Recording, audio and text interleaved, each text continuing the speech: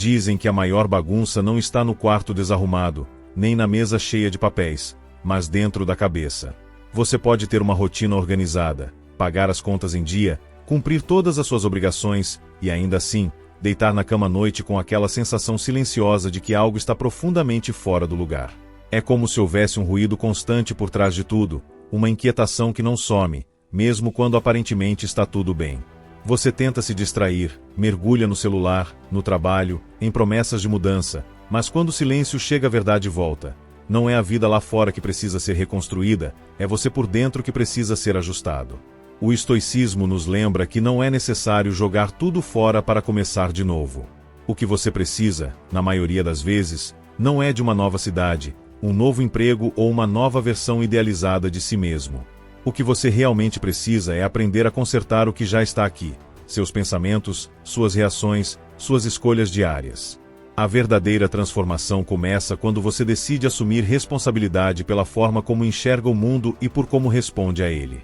A partir de hoje, imagine que cada atitude é uma peça de um quebra-cabeça maior. Não importa o caos em que você sinta que sua vida está, existem práticas simples e profundas que podem reorganizar muito do que hoje parece sem solução. E a primeira delas é cuidar do lugar onde tudo começa: a sua mente. A primeira prática para consertar a sua vida é limpar o excesso de pensamentos que não levam a lugar algum. Uma mente desorganizada cria uma vida desorganizada. Você já percebeu como, em dias em que sua cabeça está confusa, tudo parece mais pesado, mais urgente, mais difícil? Coisas simples se tornam gigantes, tarefas pequenas parecem montanhas, e qualquer imprevisto vira um drama. Não é porque o mundo piorou de repente, é porque a forma como você está olhando para ele ficou turva. Pensamentos soltos, preocupações repetidas, medos que se alimentam uns dos outros criam um cenário interno caótico, e ninguém consegue viver em paz morando no meio de um incêndio mental. Colocar ordem nos pensamentos não significa parar de sentir, nem tentar controlar cada ideia que surge. Significa aprender a filtrar. Muitos problemas do dia a dia não vêm do que acontece, mas da história que você conta para si mesmo sobre o que acontece. Um atraso vira rejeição, um erro vira prova de que você não presta, uma crítica vira sentença definitiva. Quando você se deixa levar automaticamente por essas narrativas, entrega o controle da sua vida a interpretações exageradas, distorcidas, emocionais demais. O primeiro passo é começar a perceber essas histórias. Ao invés de simplesmente acreditar em tudo que sua mente grita, você aprende a perguntar: isso é um fato ou é só a minha interpretação? O que realmente aconteceu e o que eu estou acrescentando na minha cabeça? Os estoicos entendiam que a mente é como um salão que você precisa manter em ordem. Se você deixa qualquer pensamento entrar, gritar, espalhar coisas pelo chão e ficar por ali o tempo que quiser, não há como se surpreender quando tudo vira confusão. Por isso, uma prática poderosa é reservar momentos do dia para observar, com calma, aquilo que você está pensando. Você pode fazer isso escrevendo, respirando em silêncio por alguns minutos, ou simplesmente perguntando a si mesmo, em meio ao caos: o que exatamente está passando pela minha cabeça agora? Dar nome ao que você pensa e sente é uma forma de colocar luz em um quarto escuro. Aquilo que você observa com clareza perde parte do poder que tinha quando agia escondido. Outra forma de organizar o pensamento é aprender a voltar, voluntariamente, para o presente. Uma boa parte da sua angústia nasce da mente que insiste em morar em dois lugares onde você não tem mais força nenhuma: o passado, que já aconteceu, e o futuro, que ainda não chegou. Você revive conversas antigas, erros que já não podem ser desfeitos, momentos em que gostaria de ter agido diferente. Ou então se perde em cenários imaginários, cheio de medos e antecipações. Quando você decide trazer a atenção de volta para o que está acontecendo agora, começa a recuperar um tipo de poder que estava adormecido. Você pode tornar isso um exercício diário. Quando estiver comendo, apenas coma. Quando estiver tomando banho, sinta a água, a temperatura, o cheiro do sabonete. Quando estiver conversando com alguém, escute de verdade, sem preparar a resposta enquanto o outro ainda fala. São gestos simples, mas que exigem disciplina porque a mente está viciada em se espalhar. Cada vez que você interrompe esse impulso e volta, firme, para o momento presente, está treinando a capacidade de foco. E uma mente focada sofre menos, porque não desperdiça energia com 1000 pensamentos paralelos o tempo todo. Você não elimina o caos do mundo, mas diminui o caos dentro de si. Com o tempo, organizar seus pensamentos deixa de ser um esforço estranho e passa a ser um estilo de vida. Você começa a escolher melhor aquilo em que presta atenção. Deixa de se alimentar de notícias que só te jogam para baixo, de conversas que só servem para reclamar, de comparações que só reforçam a sensação de não ser suficiente. Em vez disso, você seleciona ideias que fortalecem, que clareiam, que abrem espaço para atitudes melhores. É como limpar, todos os dias, o lugar onde você vive. A sujeira volta, o pó volta, o desorganizado tenta se acumular, mas agora você sabe que não pode simplesmente deixar tudo se empilhar. Sua mente é a casa onde a sua vida mora. E se você quer consertar a sua vida, precisa começar arrumando essa casa por dentro. O mundo lá fora pode continuar barulhento, cheio de cobranças, imprevistos e desafios. Mas, à medida que você aprende a observar seus pensamentos, questionar suas interpretações e retornar ao presente, um tipo diferente de calma começa a aparecer. Não é uma calma ingênua, que finge que os problemas não existem. É uma calma madura, que sabe que sempre haverá algo fora do seu controle, mas que, apesar disso, escolhe cuidar daquilo que está ao alcance. O que você pensa, o que você alimenta dentro de si, o que você decide fazer com tudo isso. Essa é a base para todas as outras mudanças. Porque nenhuma prática, nenhuma nova atitude realmente se sustenta se a mente continuar sendo um terreno abandonado. Consertar a sua vida começa por aqui, colocando disciplina, luz e ordem no lugar mais importante que você tem, o seu mundo interior. Antes de continuarmos, faça algo simples, mas significativo. Deixe o seu like, se inscreva no canal e comente a frase "Eu escolho evoluir por dentro". Não escreva isso por hábito, mas como um compromisso silencioso com a pessoa que você quer se tornar. Ao comentar, você cria um marco interno, uma pequena declaração de disciplina. E toda mudança verdadeira começa com uma decisão assumida em voz alta, ainda que em poucas palavras. A segunda prática para consertar a sua vida é fortalecer o seu corpo para fortalecer a sua mente. Pode parecer estranho falar do corpo quando o assunto principal é transformação interior, mas os antigos sabiam que não existe clareza mental sustentada em um corpo constantemente fraco, sedentário ou negligenciado. O físico e o psicológico caminham juntos, e ignorar essa ligação é uma das maiores causas da sensação de estagnação que tantas pessoas carregam hoje. A mente precisa de um território estável para funcionar, e esse território é o seu próprio corpo. Uma vida interior desorganizada se apoia em um corpo cansado. Você já percebeu como tudo parece mais difícil nos dias em que você está fisicamente esgotado? A menor contrariedade vira um estresse, pequenas decisões ficam pesadas, e até pensamentos simples se confusam. Isso acontece porque, sem energia corporal, a mente perde a capacidade de filtrar emoções e enfrenta o mundo com menos resistência. Por outro lado, quando você cuida do seu corpo, algo muda de forma quase imediata. Você pensa melhor, reage melhor, decide melhor. O corpo é o primeiro campo de batalha onde a disciplina se manifesta, e é por isso que os estoicos davam tanta importância a ele. Fortalecer o corpo não significa se tornar um atleta ou viver uma rotina de treino perfeita. Significa movimentar-se todos os dias, mesmo que pouco. Caminhar, subir escadas, alongar, sentir o ar entrando nos pulmões. Significa fazer o que você vinha evitando, não por obrigação estética, mas por respeito a si mesmo. Seu corpo é a ferramenta que te acompanha em tudo, no trabalho, nas conversas, nos relacionamentos, nos desafios e até nos momentos mais silenciosos. Quando você decide tratá-lo com cuidado, essa decisão se espalha para outras áreas da vida. Existe um ponto importante que muitos ignoram. A força física cria um tipo de força emocional. Quando você vence a preguiça para levantar e treinar, está enviando uma mensagem direta para sua mente. Eu comando, não meus impulsos. Quando você caminha mesmo sem vontade, o cérebro registra uma vitória interna.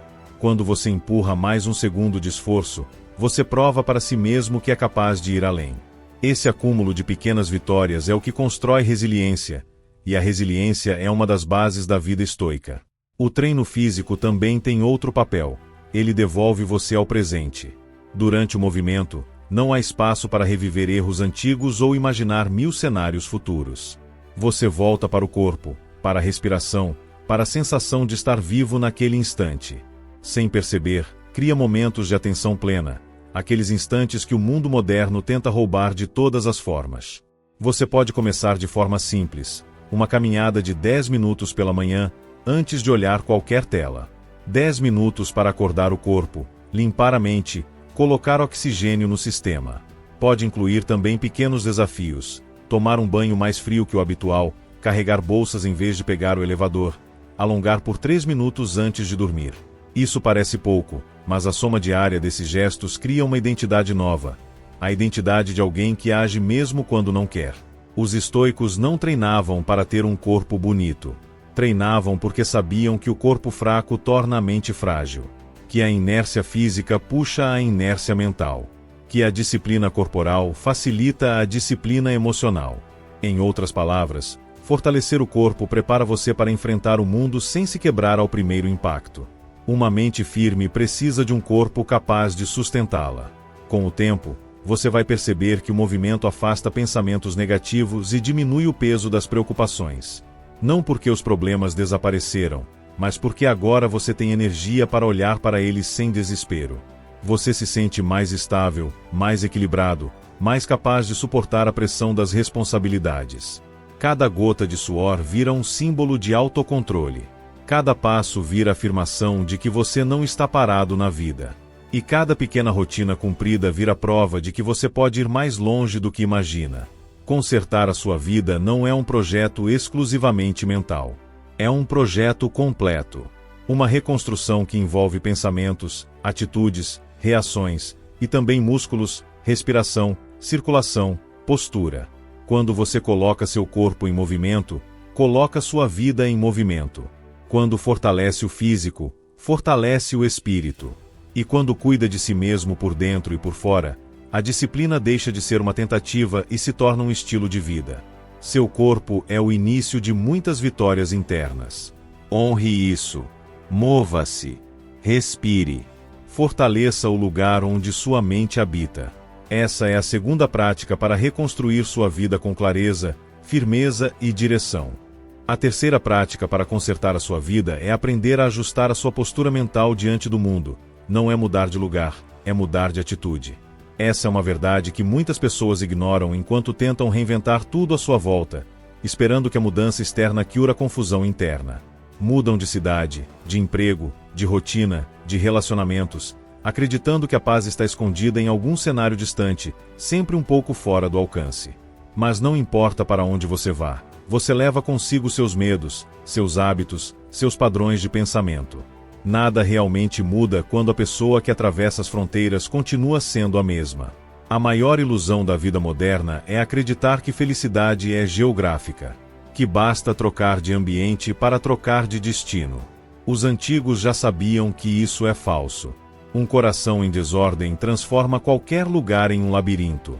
Uma mente em conflito torna qualquer rotina pesada. Um olhar impaciente sempre encontrará defeitos. É por isso que a verdadeira mudança começa quando você decide ajustar sua maneira de interpretar o mundo. Não é o cenário que determina sua paz, é o olhar que você leva para ele. Essa prática exige sinceridade brutal. Você precisa observar como reage a situações e perceber onde sua atitude sabota você. Quantas vezes você culpou o ambiente quando, na verdade, era seu pensamento que amplificava o problema?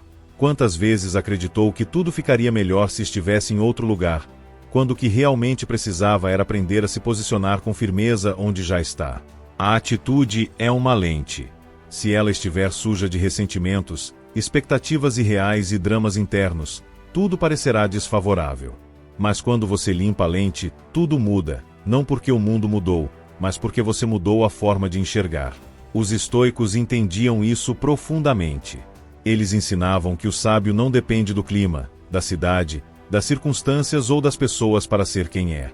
O sábio é coerente, estável e firme porque decidiu ser assim, independentemente do cenário.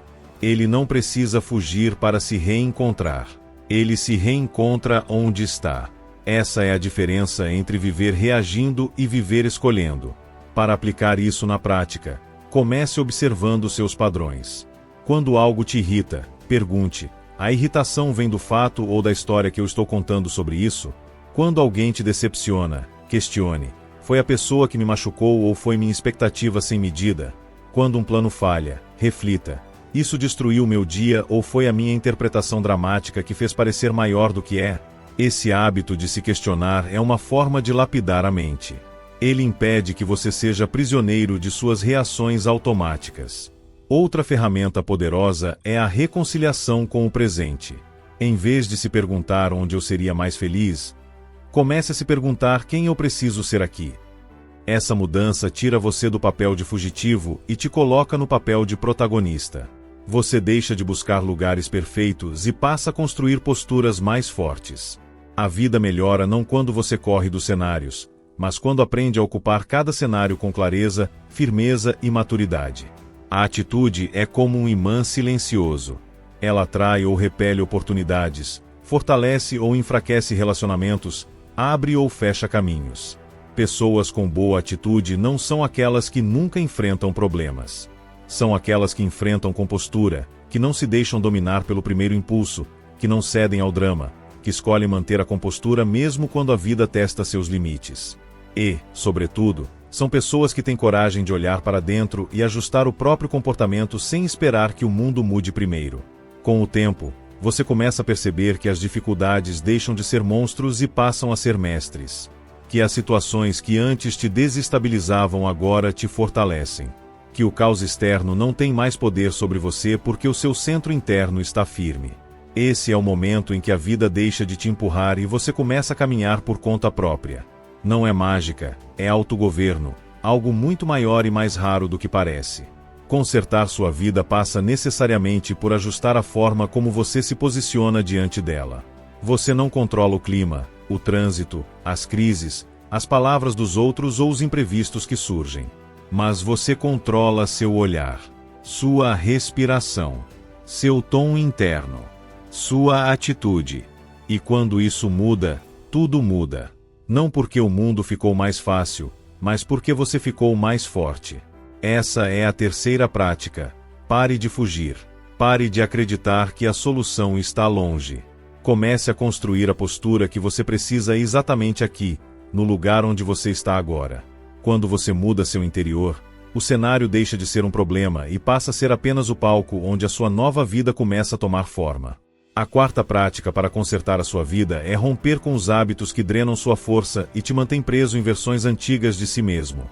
Hábitos não são apenas ações repetidas, são compromissos invisíveis que você assume diariamente com seu próprio destino.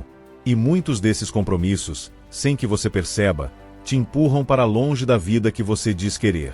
São pequenas escolhas que, acumuladas, moldam um tipo de pessoa que você nunca desejou ser, mas que acaba se tornando por falta de vigilância. Existem hábitos sutis, silenciosos, que não gritam, mas corroem. O hábito de adiar o que precisa ser feito. O hábito de buscar alívio ao invés de crescimento. O hábito de se distrair para não sentir. O hábito de reclamar ao invés de agir. O hábito de procurar culpados ao invés de assumir responsabilidade. São comportamentos pequenos, quase invisíveis, mas que, repetidos por meses ou anos, criam uma vida pesada, lenta, sem direção. E, o pior de tudo, criam a sensação de que você não tem controle sobre nada, quando, na verdade, você simplesmente entregou esse controle aos seus próprios vícios. Os antigos sabiam que ninguém é livre enquanto é governado por impulsos. Liberdade não é fazer tudo o que você quer, é ser capaz de não fazer aquilo que te enfraquece. Um hábito nocivo é sempre confortável no início e destrutivo no final. Seja um vício emocional, mental ou físico, ele promete alívio rápido, mas cobra um preço alto. Sua clareza, sua disciplina, sua energia e, muitas vezes, sua dignidade. Por isso, consertar a sua vida exige coragem para olhar, sem anestesia, para aquilo que te domina pelas bordas. Não é necessário eliminar todos os hábitos ruins de uma vez. Isso não é realista e, muitas vezes, é até contraproducente. O caminho mais eficiente é identificar um comportamento central, aquele que funciona como raiz e que, quando cortado, desmonta vários outros problemas ao redor. Talvez seja o hábito de verificar o celular toda hora. Talvez seja a compulsão de buscar aceitação. Talvez seja a dependência de distração constante. Talvez seja a tendência de se esconder do desconforto. Seja qual for, existe um comportamento que sustenta boa parte da bagunça interna. E, quando você o encontra, descobre onde está acorrentado. Para quebrar esse tipo de hábito, você precisa primeiro entender como ele opera. Todo vício tem um ciclo: gatilho, alívio, culpa, repetição. O gatilho geralmente é emocional: tédio, ansiedade, frustração, insegurança. O alívio é a recompensa imediata, aquilo que mascara o desconforto por alguns minutos. A culpa surge depois, quando você percebe que está repetindo o mesmo padrão. E então, o ciclo recomeça. Quando você observa esse processo com clareza, passa a ter a chance de quebrá-lo. É aqui que entra a autodisciplina, não como punição, mas como libertação. O segredo não é tentar ser forte o tempo todo. Ninguém consegue isso. O segredo é criar um espaço entre o impulso e a ação. Quando você sente vontade de repetir um hábito nocivo, tente esperar 2 minutos antes de ceder. 2 minutos podem parecer nada, mas nesse intervalo você recupera algo precioso: poder de escolha. Você percebe que não é refém do impulso. Você percebe que existe distância entre você e aquilo que te controla. E, às vezes, esse pequeno ato de resistência é suficiente para mudar a direção do dia inteiro.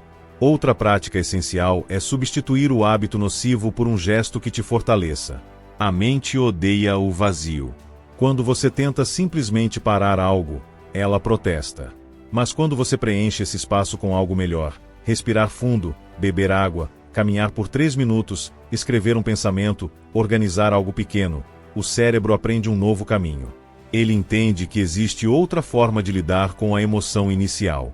Com o tempo, o impulso vai enfraquecendo e a alternativa se fortalece.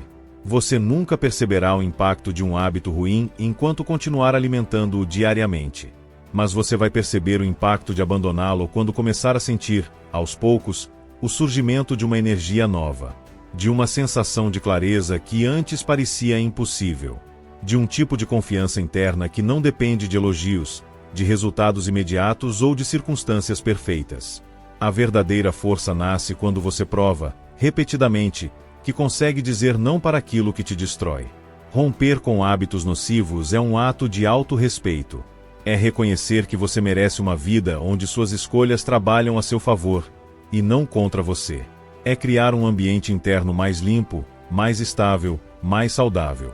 É retirar da sua mente e do seu corpo tudo aquilo que impede seu crescimento. Não existe prática estoica mais poderosa do que recusar, conscientemente, aquilo que te diminui. Com o tempo, esse processo cria algo raro: dignidade interna. Você passa a confiar em si mesmo. Sabe que, quando precisar, consegue resistir. Sabe que tem força para escolher o que é certo, mesmo quando o fácil parece mais tentador. E essa confiança, construída pouco a pouco, se espalha para todas as áreas da vida. Nos relacionamentos, no trabalho, na forma como lida com desafios, na maneira como responde ao inesperado. Consertar a sua vida não é sobre eliminar tudo que está errado de uma vez. É sobre remover, com firmeza e constância, os comportamentos que enfraquecem suas raízes. Quando você faz isso, cria espaço para que o melhor cresça. Espaço para disciplina. Espaço para clareza. Espaço para evolução. Romper com hábitos nocivos é o início da sua libertação. Uma libertação que começa em silêncio, mas que muda tudo. A quinta prática para consertar a sua vida é aprender a decidir com lucidez, e não com impulsos. Grande parte da bagunça interna que acompanhamos diariamente não vem dos acontecimentos em si, mas das decisões precipitadas que tomamos quando estamos cansados, irritados, ansiosos ou com medo. Uma escolha feita nos minutos errados pode gerar horas de arrependimento. Uma reação impensada pode criar conflitos que duram semanas. E isso se acumula. A vida de muitas pessoas está cheia de consequências que não nasceram de más intenções, mas de momentos em que a emoção tomou o volante. Você já percebeu como, em instantes de tensão, tudo parece mais urgente do que realmente é? Uma mensagem sem resposta vira motivo de ansiedade. Uma palavra atravessada vira ataque pessoal. Um pequeno imprevisto parece confirmar que nada dá certo. E, nessas horas, a mente não pensa, ela só reage. Reage para se defender, para se justificar, para escapar, para recuperar alguma sensação de controle. Mas reação não é direção. Reagir é permitir que o momento decida por você. Decidir, de verdade, exige distância. Exige pausa. Exige maturidade. Os estoicos tinham uma compreensão profunda sobre isso. Eles sabiam que não é possível controlar o sentimento inicial: raiva, orgulho, tristeza, frustração. O impacto emocional chega antes de qualquer pensamento. Mas eles também sabiam que isso não define o que vem depois. O que define é aquilo que você decide fazer com esse impacto. É a forma como você transforma a fagulha em fogo ou em luz. A emoção é natural. A escolha é racional. E a vida é moldada pela qualidade das escolhas. Uma decisão lúcida não é necessariamente lenta, mas é consciente. É uma decisão em que você sabe por que está escolhendo, e não apenas sendo empurrado pela emoção mais recente. Para cultivar isso, existe uma regra simples que muda completamente o rumo de situações difíceis. Crie espaço entre o estímulo e a resposta. Quando algo te irritar, espere alguns segundos. Quando algo te magoar, respire fundo antes de reagir. Quando algo te provocar, silencie por um instante. Esse pequeno intervalo é onde mora a sua liberdade. É nesses segundos iniciais que você interrompe o ciclo automático e recupera o controle.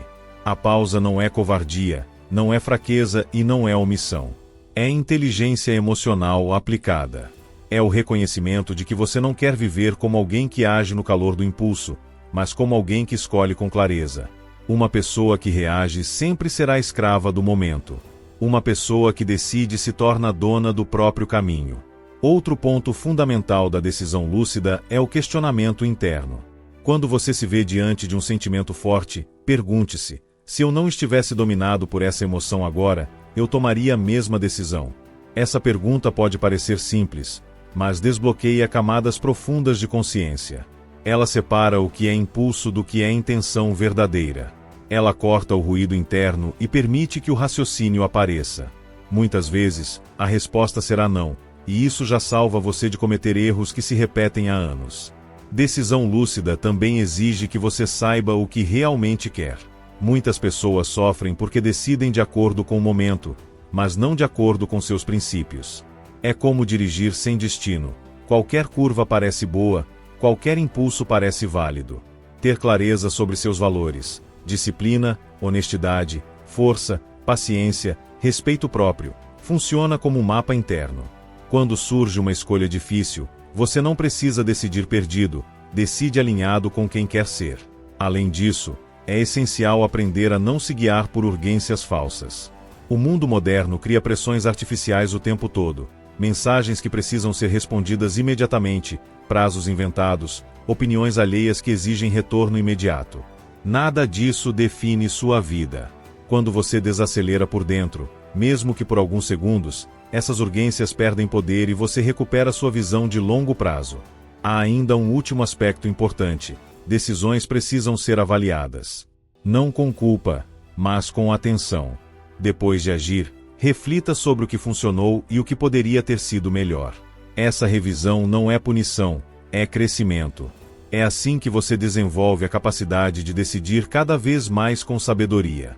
Com o tempo, você cria um padrão interno tão forte que a impulsividade diminui naturalmente. A maturidade substitui o caos. Decidir com lucidez não é se tornar um robô sem emoções. Pelo contrário, é dar às emoções o lugar que elas merecem, sem permitir que elas assumam o comando. É entender que sentimentos passam, mas consequências ficam. É agir alinhado com o que fortalece, não com o que alivia momentaneamente. É um compromisso com o seu futuro, e não apenas com o seu instante. Consertar sua vida significa, também, consertar sua forma de decidir. Cada escolha que você faz é uma pedra colocada no caminho que você está construindo. Escolhas impulsivas constroem estradas tortas. Escolhas conscientes constroem caminhos firmes. Quando você aprende a decidir com lucidez, descobre que a vida não é resultado do que acontece com você, mas do que você escolhe fazer com o que acontece. Essa é a quinta prática: substituir impulso por consciência e reação por direção. Uma mudança simples na superfície, mas poderosa o suficiente para transformar toda a sua trajetória. A sexta prática para consertar a sua vida é romper o ciclo da preparação eterna e aprender a agir antes que a dúvida te paralise. Muitas pessoas vivem presas na ideia de que só poderão começar quando tudo estiver perfeitamente alinhado. O humor certo, o tempo ideal, a energia no ponto, a coragem ativada, o cenário favorável. Elas passam meses, às vezes anos, arrumando justificativas extremamente sofisticadas para adiar aquilo que sabem que precisam fazer. E assim se cria um labirinto silencioso onde o medo se esconde atrás de argumentos que parecem razoáveis demais para serem questionados. O problema é que a vida não muda com intenção. Muda com ação. E a ação é simples, mas nunca é confortável no começo. A mente humana é especialista em transformar pequenas tarefas em monstros imaginários. Ela exagera o peso, aumenta o risco, cria cenários pessimistas, espalha dúvidas e fabrica distrações irresistíveis. Tudo isso para proteger você do desconforto inicial que qualquer movimento exige. Não importa o tamanho do passo, começar sempre causa resistência. Essa resistência, os antigos chamavam de inércia. E a inércia é um dos maiores inimigos da transformação. Você já percebeu como, depois de finalmente começar uma tarefa que vinha adiando há muito tempo, ela parece muito menos assustadora do que na sua cabeça? Isso acontece porque o peso não estava na tarefa, estava na antecipação. O sofrimento maior não vem de fazer, mas de imaginar. Não nasce do movimento, mas da espera. A mente cria labirintos onde, na vida real, só havia uma porta simples para abrir. Para quebrar esse ciclo, você precisa desenvolver a coragem de agir mesmo quando não está totalmente pronto. E essa talvez seja uma das habilidades mais importantes para reconstruir sua vida. Porque a verdade é que o momento perfeito não existe. A sensação de agora sim estou preparado é quase sempre uma ilusão.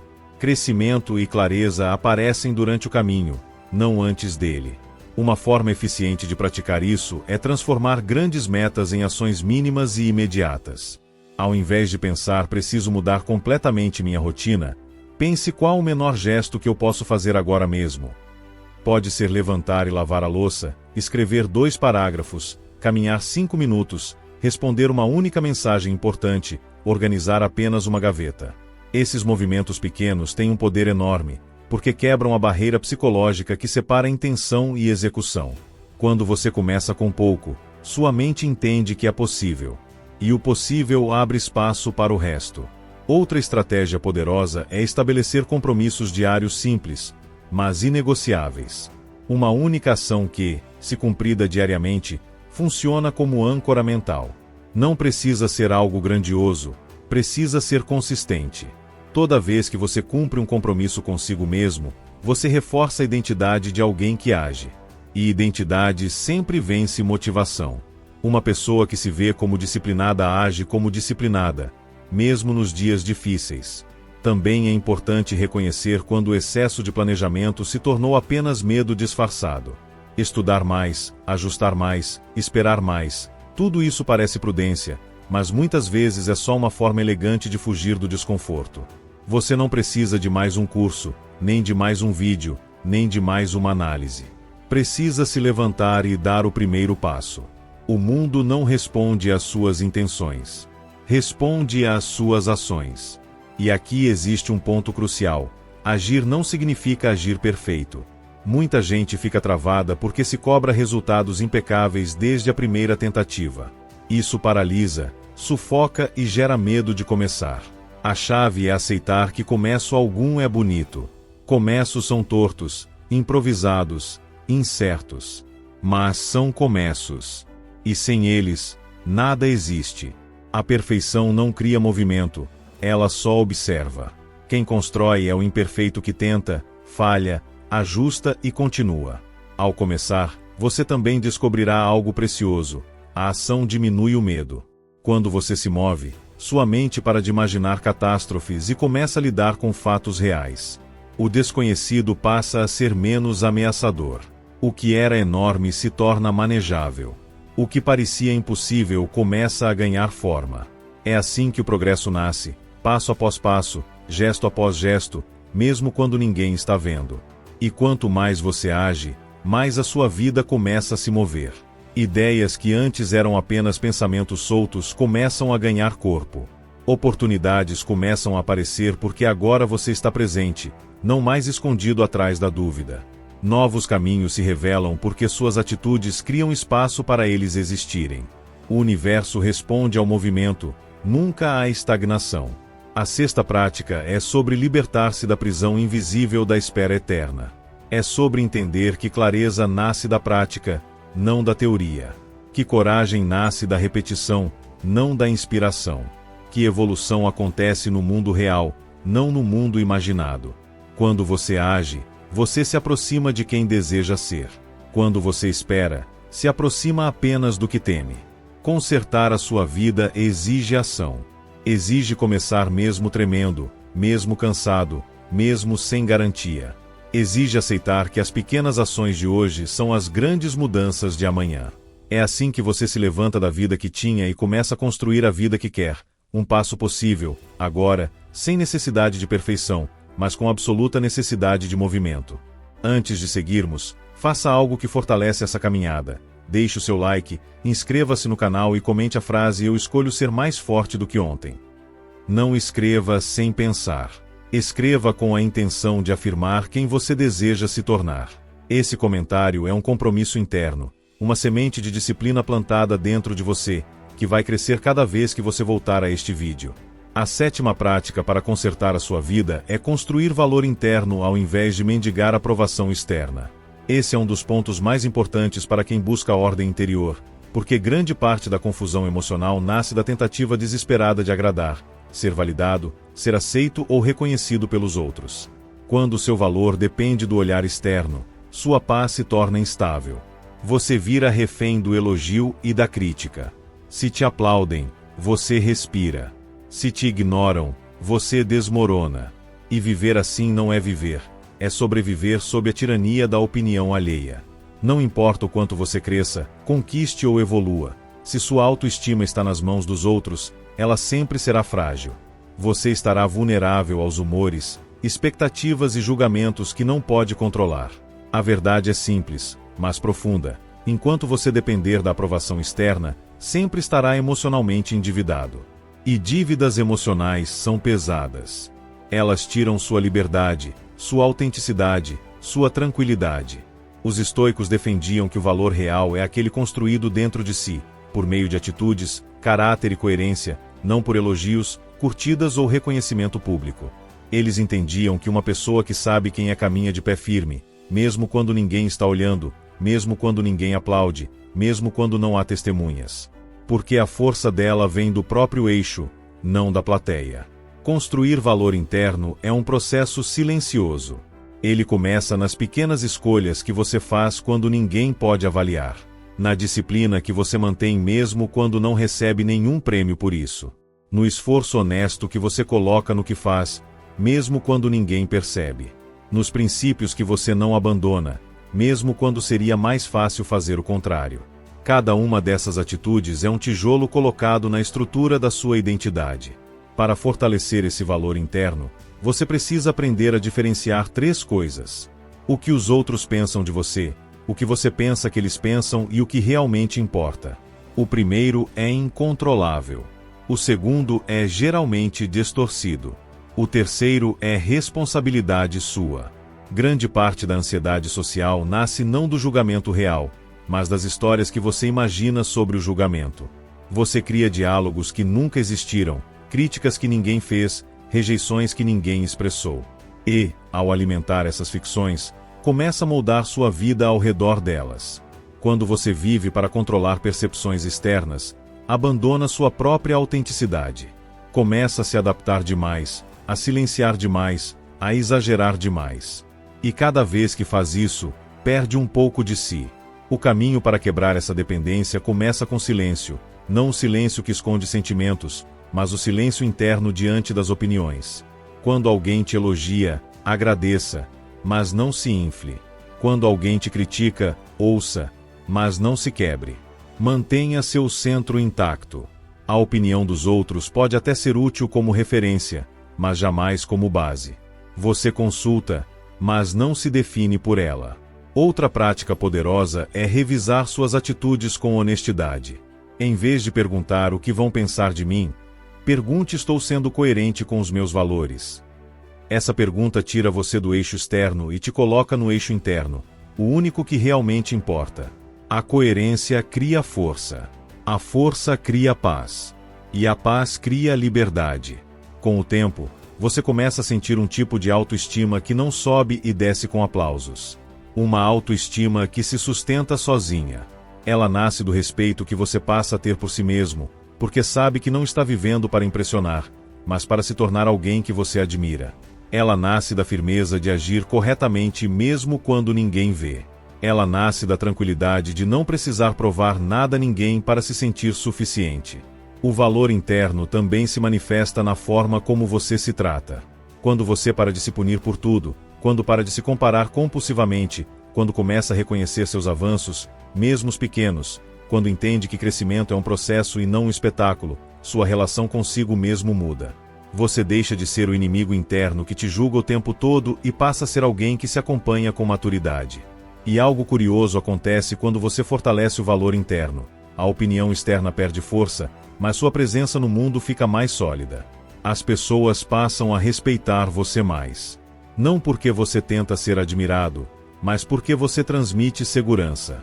Uma pessoa que tem valor interno não precisa se exibir, ela se impõe naturalmente. Não precisa disputar atenção, sua maturidade já é suficiente. Não precisa implorar por respeito, sua postura fala por ela. Quando você deixa de buscar valor lá fora e começa a cultivá-lo dentro de si, cria uma fundação real. Uma vida que não desaba ao primeiro ataque. Uma identidade que não oscila com o humor alheio. Uma autoestima que não implora por migalhas emocionais. Isso é liberdade emocional. Isso é força. Isso é dignidade. A sétima prática é essa: pare de procurar fora aquilo que só existe dentro. O que os outros pensam pode mudar. O que você acha que eles pensam pode estar errado. Mas o que você acredita sobre si mesmo, isso constrói o seu destino. A oitava prática para consertar a sua vida é abandonar a ilusão da perfeição e abraçar o progresso real. Poucas coisas aprisionam tanto quanto a ideia de que você precisa fazer tudo impecavelmente, ser irrepreensível, não errar nunca e corresponder a padrões impossíveis. A perfeição parece uma meta nobre, mas na prática se torna uma prisão que sufoca, retarda e impede a ação. Quando você se exige perfeição, você se condena a viver eternamente frustrado, porque nenhum ser humano consegue, de forma consistente, atender a um ideal tão rígido. O perfeccionismo não nasce do desejo de excelência, mas do medo. Medo de falhar. Medo de parecer insuficiente. Medo do julgamento alheio. Medo de decepcionar. Ele se disfarça de autocobrança saudável, mas, na verdade, é ansiedade disfarçada de ambição. Você tenta controlar cada detalhe porque teme que, se algo sair minimamente diferente do esperado, tudo desmoronará. E esse medo te paralisa. Faz você pensar demais, planejar demais, revisar demais e agir de menos. Os estoicos entendiam que a excelência é construída pela repetição, não pela perfeição. Eles não esperavam resultados impecáveis, esperavam consistência. Sabiam que a virtude nasce de atitudes contínuas, e não de momentos extraordinários. Para eles, a pergunta mais importante não era estar perfeito, mas está melhor do que ontem. Essa pergunta muda tudo. Ela tira você da pressão sufocante de tentar ser impecável e te coloca no caminho mais realista, e mais poderoso, do crescimento gradual. Uma pessoa perfeccionista costuma viver presa ao futuro imaginado e ao passado idealizado. Ela cria versões ideais de como tudo deveria ser e se cobra para alcançá-las, mesmo quando sabe que não tem as condições, a energia ou a maturidade de hoje para isso. Essa distância entre o eu ideal e o eu real se torna um deserto emocional onde nada floresce. E, ao tentar atravessar esse deserto sem aceitar a própria humanidade, você se perde, se machuca e se desgasta. A saída é simples, mas exige coragem: permitir-se ser principiante, permitir-se errar, permitir-se avançar com passos tortos, permitir-se aprender enquanto faz. Essa permissão não diminui seu valor, ela libera sua força. Quando você entende que cada erro contém um ensinamento, Cada tentativa carrega uma pequena vitória e cada desafio oferece uma oportunidade de maturidade. O medo da imperfeição começa a perder o poder que tinha sobre você. Aceitar o progresso acima da perfeição também significa abandonar a comparação constante. Você nunca enxerga a vida completa de ninguém, apenas fragmentos. Você não vê os bastidores, apenas o resultado final. Comparar sua jornada interna com o destaque externo dos outros é distorcer a realidade. É exigir de si mesmo um padrão que nem mesmo os outros cumprem. A comparação alimenta insegurança, inveja, paralisia. O progresso, por outro lado, alimenta motivação. Ele reconhece que a única pessoa com quem você precisa disputar é a pessoa que você foi ontem. Outra prática essencial para vencer o perfeccionismo é dividir tarefas grandes em pedaços possíveis. A mente perfeccionista quer fazer tudo de uma só vez, e faz isso porque acredita que, se parar, perderá o controle. Mas é justamente esse tudo de uma vez que consome a energia e destrói a motivação. Quando você transforma metas extensas em movimentos simples, o peso diminui. Você sente que pode. Você vê resultado. E isso alimenta o ciclo do progresso. Além disso, é importante entender que o perfeccionismo cria um tipo perigoso de procrastinação. Quanto mais você quer que algo seja perfeito, mais você adia. Adia porque tem medo de começar imperfeito. Adia porque teme não atingir o padrão imaginado. Adia porque se sente insuficiente. Mas a verdade é que você só se tornará melhor fazendo. Não existe excelência sem tentativa. Não existe evolução sem repetição. Não existe maestria sem erros acumulados. Quando você abandona a perfeição e abraça o avanço contínuo, uma leveza nova aparece. A pressão cai. A culpa diminui. A sensação de inadequação começa a se dissolver. Você passa a enxergar progresso onde antes via fracasso. Tarefas que antes pareciam impossíveis se tornam realizáveis, não porque ficaram mais fáceis, mas porque você ficou mais realista. E ser realista é uma forma poderosa de ser forte.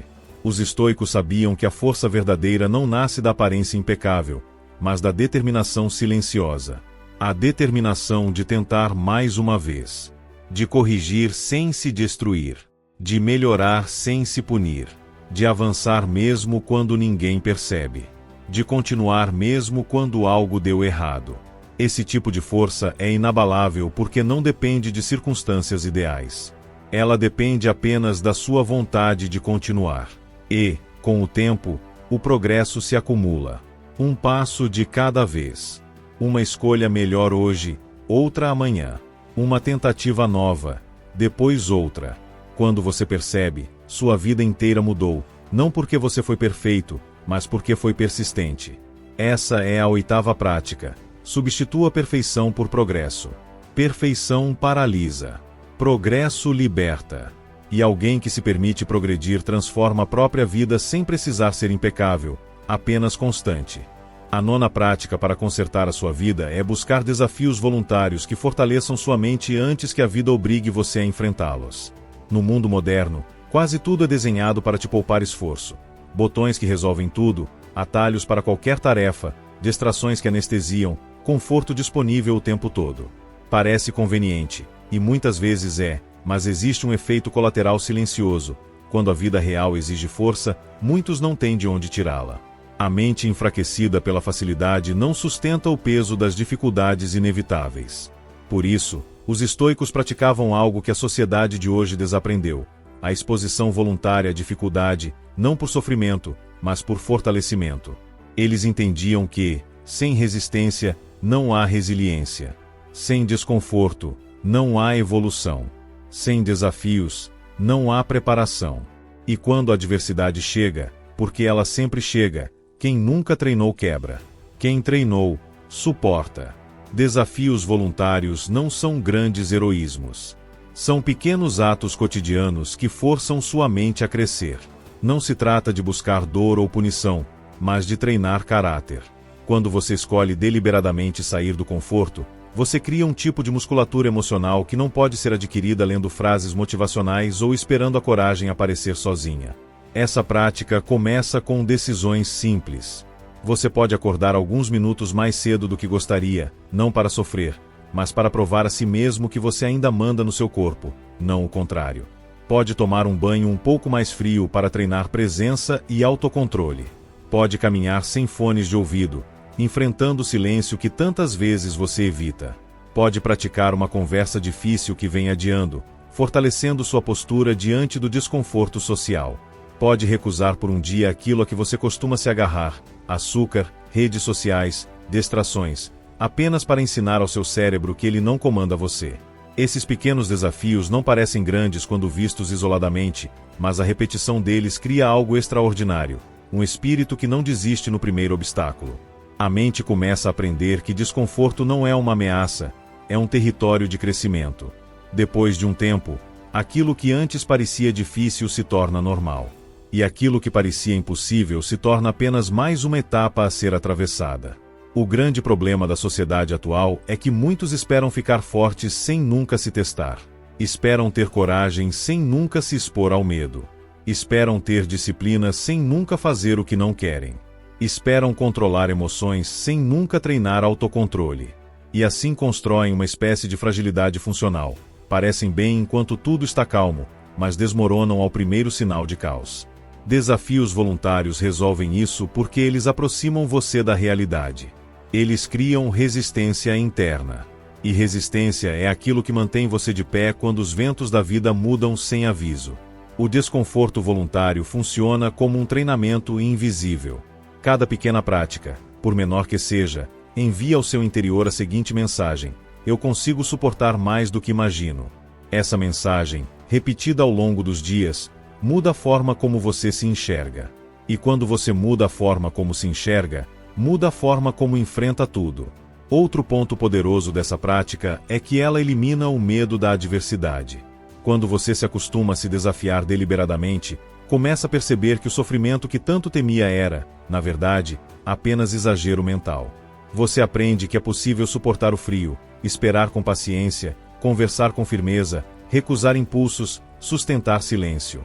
E quando entende que consegue enfrentar desconfortos escolhidos, descobre que também consegue enfrentar desconfortos impostos. A verdade é que a vida real não poupa ninguém. Você vai sofrer perdas, enfrentar problemas, lidar com frustrações, receber críticas, viver incertezas. Mas existe uma diferença enorme entre ser derrubado por tudo isso e ser capaz de permanecer firme apesar disso. A força não aparece magicamente no dia em que você precisa dela. Ela é construída antes, nos dias comuns, nas pequenas lutas silenciosas que ninguém vê. Por isso, você precisa parar de fugir do desconforto e começar a se expor a ele de forma consciente. Não é autossabotagem, é autotreinamento. Não é crueldade consigo mesmo, é maturidade. É a compreensão de que proteger demais a si próprio produz fragilidade, e que moderar o conforto produz força. Com o tempo, essa prática gera um tipo de confiança que ninguém pode tirar de você. A confiança de saber que, mesmo quando tudo foge do controle, você permanece capaz. A confiança de enfrentar desafios sabendo que você já treinou para eles. A confiança de ser resiliente, estável, firme, não por acaso, mas por construção. Essa é a nona prática. Escolha desafios antes que a vida os imponha. A fragilidade nasce do conforto excessivo. A força nasce da resistência escolhida. E quando você treina sua mente no desconforto, ela se torna inquebrável no caos. A 10ª prática para consertar a sua vida é aprender a perdoar, não pelos outros, mas para recuperar espaço dentro de si. O perdão é um dos exercícios mais difíceis da vida humana, porque exige algo que parece quase impossível: abrir mão daquilo que, de certa forma, já virou parte da sua identidade. O ressentimento se instala devagar, silencioso, e quando você percebe, está vivendo com ele como se fosse um hábito, uma sombra, uma companhia constante. Mas o ressentimento não acompanha. Ele pesa. Ele prende. Ele distorce. Ele ocupa lugares que deveriam estar reservados à sua paz. Guardar mágoas é como carregar sacos de areia nas costas enquanto tenta correr. Às vezes, você acha que já superou, que esqueceu, que deixou aquilo no passado. Mas basta um detalhe, uma palavra, uma lembrança, e tudo volta com força. Isso porque o que dói não é o fato em si, mas a forma como você continuou preso a ele. E enquanto você continua preso, é o seu coração que paga o preço. O perdão, na prática, não é absolver o outro. Não é concordar com o que aconteceu, nem justificar comportamentos. Não é reconstruir vínculos, nem reaproximar-se de quem feriu você. O perdão é, antes de tudo, um ato de libertação pessoal. É decidir que você não permitirá que um episódio antigo continue governando suas emoções no presente. É uma renúncia ao veneno que te prende ao passado. É escolher, conscientemente, não viver em função do que já foi. Os estoicos tinham clareza sobre isso. Aquilo que você repete na mente passa a ser seu mestre. Se você repete erros, se torna escravo deles.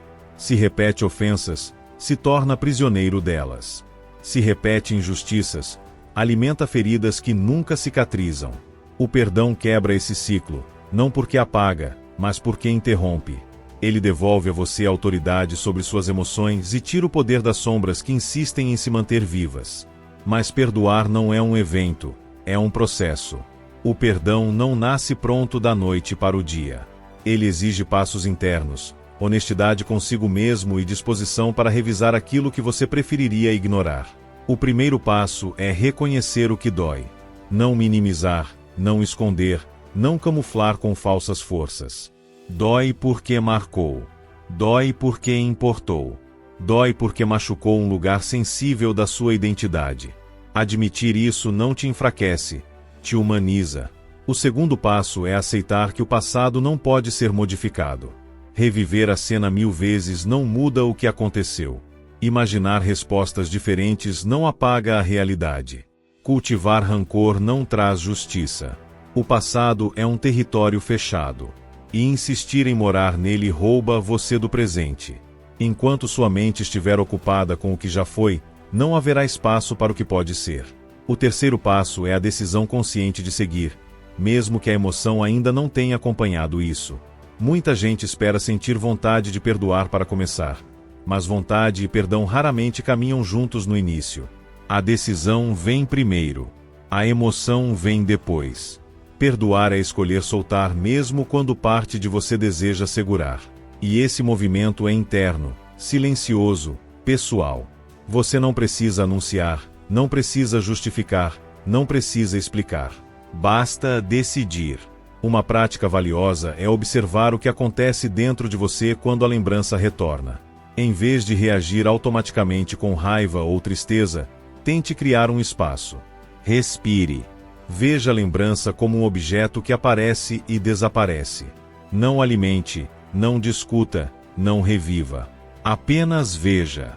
Essa observação quebra o vínculo emocional direto. Você deixa de ser refém da memória e passa a ser testemunha dela. Isso é poder psicológico. Com o tempo, ao repetir essa prática, a memória perde intensidade. O que antes queimava vira apenas um sinal distante. O que antes apertava o peito vira apenas um registro. O perdão, aos poucos, se instala. E, junto dele, um alívio profundo. Você percebe que está respirando melhor. Que sua mente está mais leve. Que seu coração está mais aberto. Que sua energia voltou a circular. Perdoar também significa reconhecer que você não é definido pelo que fizeram com você. Significa recusar ser personagem secundário na história dos outros. Significa assumir o protagonismo da própria vida. A mágoa é uma corrente invisível que te prende a momentos que não representam mais quem você é. E soltá-la é dizer a si mesmo: eu escolho viver daqui para frente, não de lá para trás. O perdão não é ingenuidade. Não é falta de memória. Não é romantização do sofrimento. É inteligência emocional aplicada. É estratégia espiritual. É maturidade. É força. É dizer: eu não vou permitir que o passado determine meu futuro. E algo extraordinário acontece quando você perdoa de verdade. Você se reencontra. Você se reconstrói. Você recupera o poder de sentir alegria sem culpa, leveza sem medo, paz sem vigilância. Você volta para si. Essa é a 10ª prática. Encerrar aquilo que já terminou dentro de você, para abrir espaço para aquilo que ainda pode começar. O perdão é a porta.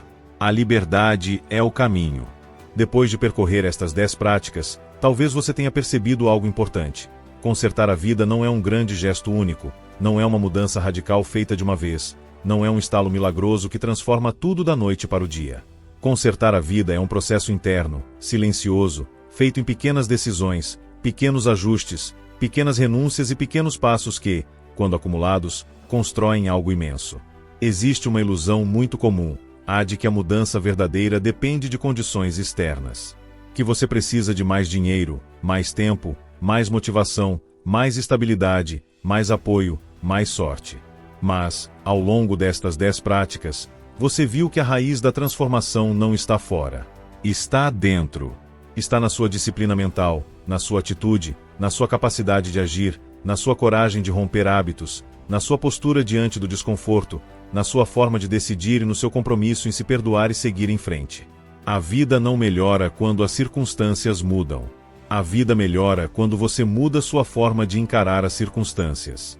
Quando você aprende a observar seus pensamentos antes de acreditar neles. Quando fortalece seu corpo para sustentar uma mente mais firme. Quando ajusta sua postura interna ao invés de fugir de um lugar para outro. Quando corta pela raiz os comportamentos que drenam sua força. Quando toma decisões conscientes em vez de reativas. Quando age apesar da dúvida. Quando cria valor dentro de si ao invés de implorar aprovação. Quando abandona a perfeição e abraça o progresso. Quando se desafia voluntariamente para expandir seus limites. Quando aprende a perdoar para libertar a própria alma. Esse processo não termina hoje. Na verdade, é hoje que ele começa. Este vídeo não é um manual com prazo de validade, é um mapa. Um mapa que você pode revisitar sempre que sentir que está perdendo o rumo, sempre que voltar a se distrair com ruídos externos, sempre que perceber que sua mente está novamente carregando pesos que não precisa carregar. E não há problema algum em precisar voltar. A vida adulta não é uma linha reta, é um ciclo contínuo de lembrar, esquecer, aprender e reaprender. O importante é não abandonar o caminho. Perceba também que consertar sua vida não significa que ela se tornará perfeita.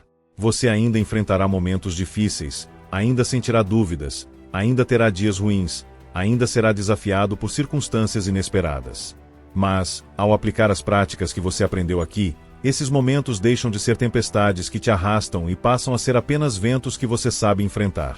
Você se torna menos reativo ao caos externo e mais conectado ao seu centro interno. E essa é uma forma de liberdade que poucas pessoas realmente experimentam. O que você construiu até aqui, mesmo que silenciosamente, mesmo que internamente, mesmo que apenas em pensamento, é uma base. Uma fundação. Um ponto de partida sólido o suficiente para você reorganizar tudo ao seu redor. A partir daqui, cada escolha ganha mais peso. Cada hábito ganha mais significado. Cada pequena ação se torna uma declaração de quem você está decidindo ser, e não mais de quem você era antes. Mas existe um elemento final, talvez o mais importante de todos: compromisso. Você só chega longe quando escolhe permanecer no caminho, mesmo quando a motivação diminuir, mesmo quando o entusiasmo inicial passar, mesmo quando o processo parecer lento demais.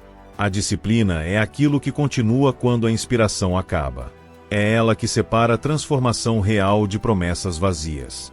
É ela que torna possível tudo o que você aprendeu nestas 10 práticas. E, antes de encerrarmos, quero que você reflita. O que você decide carregar daqui para frente? Que prática você vai aplicar hoje? Não amanhã, não quando der, mas hoje? Que parte de si você está pronto para abandonar? E que parte está pronto para construir? Sua vida pode não mudar de forma explosiva, mas vai mudar de forma profunda. Porque a mudança verdadeira não começa quando o mundo muda, começa quando você muda. E você já começou. Agora, antes de irmos para o próximo capítulo dessa jornada, quero que você marque este momento. Quero que você deixe registrado um compromisso com a sua própria evolução, como alguém que assume responsabilidade pela própria história. Então, comente aqui embaixo a frase: "Eu escolho consertar minha vida por dentro." Escreva com intenção. Escreva com presença. Escreva como alguém que entende que transformação não é desejo, é decisão. E se este vídeo falou com você, se tocou algo que estava silencioso dentro de você, se abriu clareza, força ou motivação, então deixe seu like, inscreva-se no canal e compartilhe este conteúdo com alguém que precisa ouvir isso hoje. Às vezes, uma única palavra dita no momento certo muda o rumo de uma vida inteira. Obrigado por caminhar comigo até aqui. Sempre que precisar lembrar da sua força, volte a este vídeo. E lembre-se, você não controla o mundo, mas controla quem você se torna dentro dele. E é isso que muda tudo.